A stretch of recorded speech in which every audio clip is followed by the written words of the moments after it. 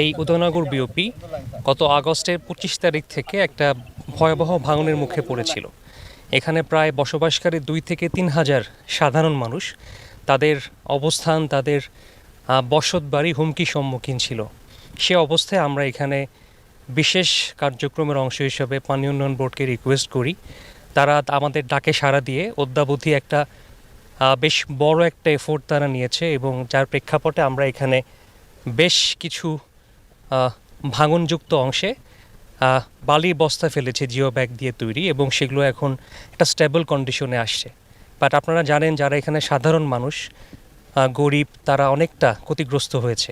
মূলত তাদের পাশে থাকা, তাদের সহযোগিতা করা এবং আর্থিকভাবে আমাদের পক্ষ থেকে সামান্য কিছু অনুদানের একটা চেষ্টা আমরা করেছি। আমাদের রিজন কমান্ডার মহোদয় এখানে এসেছেন এবং স্যার সেখানে তার পক্ষ থেকে, আমাদের সবার পক্ষ থেকে এই প্রচেষ্টাটা নিয়েছেন, এবং আমরা আশা করব আমাদের সকলে মিলে, বিজিবি এবং সাধারণ মানুষ সকলে মিলে আমরা এই অবস্থানকে রক্ষা করব।